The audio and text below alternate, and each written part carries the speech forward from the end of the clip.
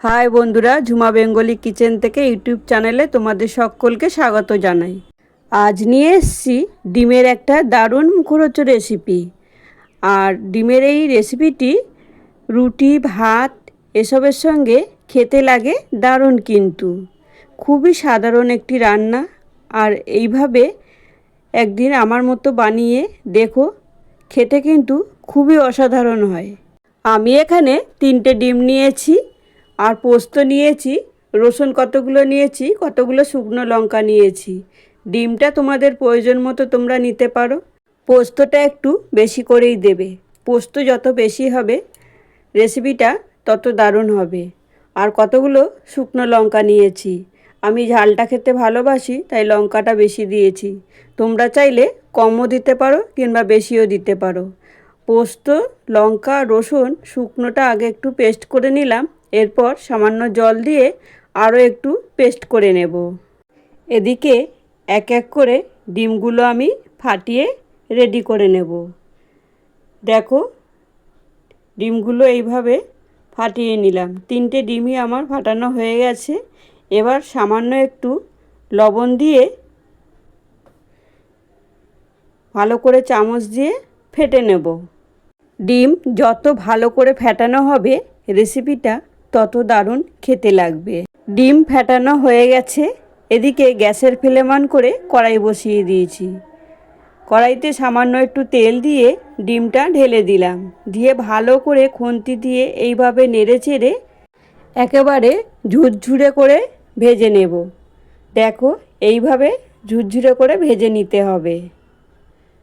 ডিম ভাজা আমার প্রায় হয়ে গেছে। এবার আমি ডিমটা নামিয়ে নেব। যদি রেসিপিটি তোমাদের ভালো লাগে তাহলে একটি লাইক দিয়ে পুরো ভিডিওটি দেখার অনুরোধ রইল। এখন ওই কড়াইয়ের মধ্যে একটু তেল দিয়ে 2টো শুকনো লঙ্কা ফোড়নে দিলাম। লঙ্কা দুটো একটু নেড়েচেড়ে ভেজে নিলাম। 3টে বড় সাইজের পেঁয়াজ আমি আগে থেকে কুচিয়ে রাখছিলাম। পেঁয়াজগুলো তেলের মধ্যে দিয়ে ভালো করে নেড়েচেড়ে ভেজে নেব। দেখো, পেঁয়াজ আমার প্রায় 2 মিনিট হয়ে গেল ভাজা। বন্ধুরা, ডিম পোস্ত বানাতে গেলে পেঁয়াজের ভাগটাও কিন্তু একটু বেশি করে দিতে হবে। পেঁয়াজ আর পোস্ত যত বেশি হবে রেসিপিটা ততটাই সুন্দর হবে। এই সময় প্রয়োজন মতো লবণটা দিয়ে ভালো করে নেড়েচেড়ে রান্নাটা করে নেব। পেঁয়াজটা যদি লবণ দিয়ে ভাজা যায় তাহলে পেঁয়াজটা আরও তাড়াতাড়ি লাল লাল করে ভাজা হয়ে যায় আর নরম হয়ে যায়। দেখো, পেঁয়াজ ভাজা হয়ে গেছে। এবার পোস্ত বাটাটা দিয়ে দিলাম। এখানে কিন্তু আর কোনো রকম কোনো মশলা পড়বে না, হলুদও পড়বে না, আর এক্সট্রা কোনো জলও দেওয়া হবে না।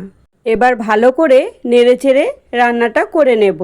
আমার এই রেসিপি যদি তোমাদের ভালো লাগে তাহলে একটি লাইক, কমেন্ট, শেয়ার করতে ভুলো না।